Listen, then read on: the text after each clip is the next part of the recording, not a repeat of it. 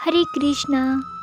श्रीमद् भागवत गीता के पास आपके हर प्रश्न का उत्तर है। चाहे आपकी कोई भी परेशानी हो, कोई भी समस्या हो, श्रीमद् भागवत गीता आपके हर प्रश्न का उत्तर देती है, आपकी हर समस्या का हल देती है। चाहे वो परेशानी आपके मन की हो, धन की हो, शरीर की हो या रिश्तेदार की हो, आपकी हर समस्या का उत्तर श्रीमद् भागवत गीता में जरूर मिलेगा। आज हम आपको श्रीमद् भागवत गीता के अनमोल उपदेश आपको बताएंगे जो आपकी पूरी जिंदगी बदल देंगे। बस आपको इस वीडियो को अंत तक देखना है। जो व्यक्ति इस वीडियो को अंत तक देखेगा उससे अपनी हर परेशानी, हर समस्या का हल जरूर मिलेगा। उसे अपनी ज़िंदगी में जो कुछ भी चाहिए उसे जरूर मिलेगा। श्रीमद् भागवत गीता का सबसे पहला उपदेश यही है कि कोई अगर आपका अपना है या कोई आपसे बड़ा है तो उसका अपने प्रति गलत व्यवहार कभी भी सहन नहीं करना चाहिए। ये गीता का पहला उपदेश हमारे ज़िंदगी से भी जुड़ा है। हम भी अपने मन की अधिकतर तकलीफ़ों को ये सोचकर सहते रहते हैं कि ये तो मेरा अपना है, ये तो मेरा बड़ा है, इसको कैसे हम कुछ कह सकते हैं। अगर हम नहीं सहेंगे, कुछ कह देंगे तो हमारे रिश्ते ही खराब हो जाएंगे, हमारे रिश्ते ही समाप्त हो जाएंगे। परंतु सोचने की बात तो यह है कि आप उस व्यक्ति को अपना कैसे मान सकते हैं जो आपके तकलीफ़ों की वजह है। अपना तो वह होता है जो हमारी तकलीफ़ों को दूर कर दे। तो गीता का यह उपदेश है कि किसी को भी अपना फ़ायदा मत उठाने दो, किसी को भी खुद पर जुल्म मत करने दो, क्योंकि आप जितना सहेंगे लोग आपको उतना सहने के लिए और मजबूर करेंगे। गीता का पहला अध्याय जिसका नाम अर्जुन विशाल योग और दूसरा अध्याय जिसका नाम संख्या योग है, उसके आरंभ में अर्जुन ने श्री कृष्ण के आगे अपना दुख प्रस्तुत किया है कि हे केशव, मैं कौरवों से युद्ध कैसे कर सकता हूँ, ये सब तो मेरे अपने ही हैं। मैं कैसे भीष्म पितामह और द्रोणाचार्य से युद्ध करूँगा, क्योंकि ये दोनों तो मेरे पूजनीय हैं। इसलिए इन गुरुजनों को मानने से अच्छा कि मैं भिक्षा के अन्न को खाकर अपने जीवन का गुजारा करूं। और जिन कौरवों से मैं युद्ध करने जा रहा हूँ वो तो धृतराष्ट्र के पुत्र मेरे भाई ही हैं, मेरे अपने ही हैं। इन सब को मानने से अच्छा है कि मैं सन्यासी बन जाऊँ। तो श्री कृष्ण ने अर्जुन से कहा कि यहाँ कौन अपना है और कौन पराया है। जो अधर्म करता है उसके साथ युद्ध करना तुझे मोक्ष और मुक्ति देगा। तू अपने इस मन के मोह का त्याग कर दे, नहीं तो सारा जग तेरी निंदा ही करेगा, तुझे डरपोक कहेगा। बात अपने पराई की नहीं है, बात धर्म और अधर्म की है, बात सही और गलत की है। अगर तू गलत को सहेगा, उसका अंत नहीं करेगा, तो गलत करने वाले को और बल मिलेगा, वह और भी गलत करेगा। इसलिए तू मन के मोह को त्याग कर युद्ध कर। महाभारत की एक और कहानी भी है। जब अर्जुन के पुत्र अभिमन्यु की युद्ध में मृत्यु हो जाती है तब अर्जुन बहुत दुखी हो जाता है, रोने लगता है। तब वह श्री कृष्ण से कहता है कि मेरा पुत्र अभिमन्यु मर गया है, मैं ये दुख बिल्कुल भी सहन नहीं कर सकता, मैं भी अपने आप को समाप्त कर लूँगा। फिर भगवान श्री कृष्ण उसे आत्माओं के लोक में ले गए जहाँ अभिमन्यु आराम से बैठा हुआ था, क्योंकि उसने क्षत्रिय उचित व्यवहार किया, इसलिए उसे उत्तम पद की प्राप्ति हुई।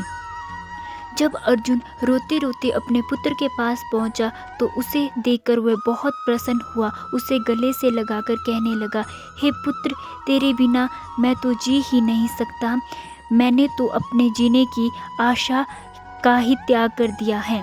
तब अभिमन्यु कहने लगा, आप कौन हैं? तब अर्जुन कहने लगा, मैं तेरा पिता हूँ, तू मेरा पुत्र है। अभिमन्यु तो अभिमन्यु कहने लगा, मेरे बहुत जन्म हुए हैं, किसी जन्म में आप मेरे पिता बनते हैं तो किसी जन्म में मैं आपका पिता बनता हूँ। आत्मा का ना कोई माता होती है और ना ही कोई पिता होता है। जब अर्जुन ने देखा कि मेरा पुत्र मुझे पहचान ही नहीं रहा तो उसका सब मोह खत्म हो गया। इसलिए गीता के इस उपदेश को ठीक से समझ लो। जो हमारे बुरे वक्त में और तकलीफ़ों के वक्त में हमारे साथ दे वही अपना होता है, बाकी सब पराए हैं। गीता का दूसरा उपदेश यह है कि जो चला गया कभी उसका दुख मत करो और जो आने वाला है उसकी बिल्कुल भी चिंता मत करो। जब महाभारत का युद्ध चल रहा था तो अर्जुन ने कृष्ण से कहा, अगर ये युद्ध हुआ तो करोड़ों लोग मारे जाएंगे। जो सैनिक और योद्धा इस युद्ध में मारे जाएंगे उनकी स्त्री का क्या होगा, समाज कैसे आगे बढ़ेगा। और भी बहुत सी बातें अर्जुन ने विस्तार से कही हैं। तब श्री कृष्ण ने अर्जुन से कहा, हे अर्जुन, तू बहुत बड़ी बड़ी ज्ञानियों जैसी बातें करता है, लेकिन जो सच में ज्ञानी होता है वह जो लोग मर चुके हैं, जा चुके हैं या जो एक दिन जाने वाले हैं उनकी चिंता नहीं करता, उनका दुख नहीं करता है। तेरे हाथ में कुछ भी नहीं है, तू चाह कर भी कुछ भी नहीं कर सकता।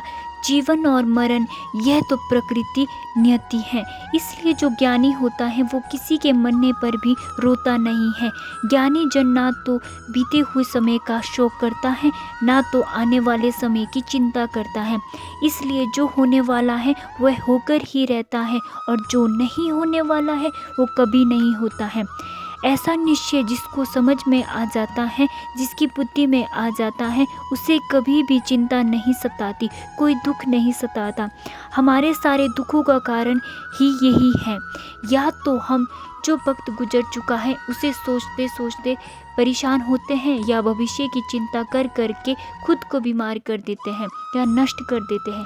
गीता का ज्ञान हमें ये सिखाता है कि ना तो हम बीता हुआ कल बदल सकते हैं और ना ही आने वाला कल बदल सकते हैं। हमारे हाथ में सिर्फ वर्तमान है, सिर्फ आज का ही पल है। हम सबसे ज़्यादा चिंता भूतकाल और भविष्य के बारे में करते हैं। हम हमेशा उसी में ही चिंतित रहते हैं, परंतु वर्तमान में कभी नहीं जीते, इस पल को कभी नहीं जीते।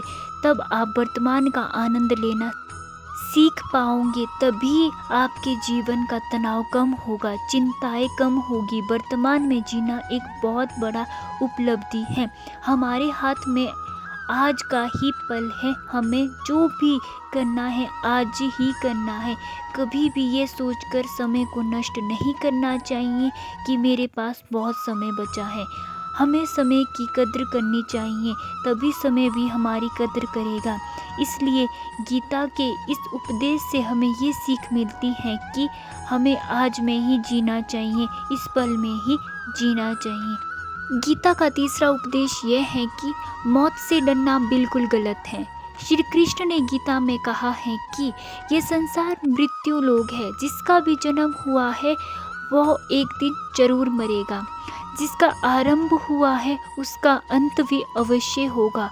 हम इसे रोक नहीं सकते। जैसे हम रोज कपड़े बदलते हैं वैसे ही हमारी आत्मा नया शरीर धारण करती है। मृत्यु सिर्फ इस जीवन का एक नया आरंभ है, इस जीवन का अंत नहीं है।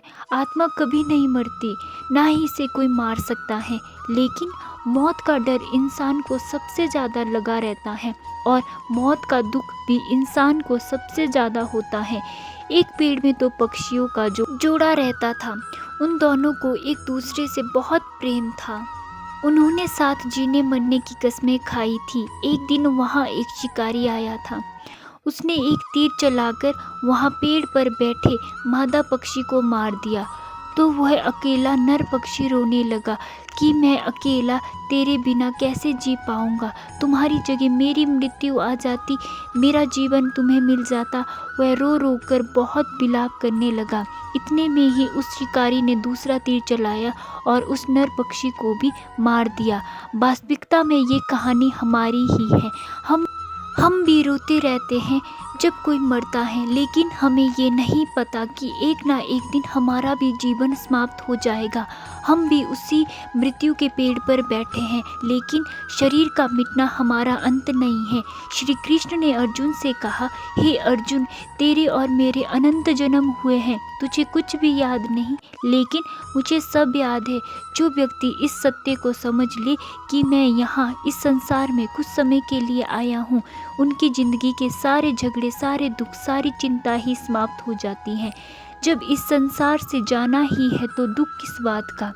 यदि हम इस बात को समझ ले कि हम यहाँ कुछ समय के लिए आए हैं, आनंद करने के लिए आए हैं, खुश रहने के लिए आए हैं, तो हमारे सारे दुख ही समाप्त हो जाए। जब हम अपना मोह या जमा लेते हैं कि ये मेरा है, इसे मैं छोड़ नहीं सकता या इसके बिना मैं नहीं जी सकता, तो हमारा जीवन दुखों से भर जाता है। इसलिए जीवन में मृत्यु का भय त्याग कर जीवन का प्रतिपल आनंद लेना चाहिए। जय श्री कृष्ण।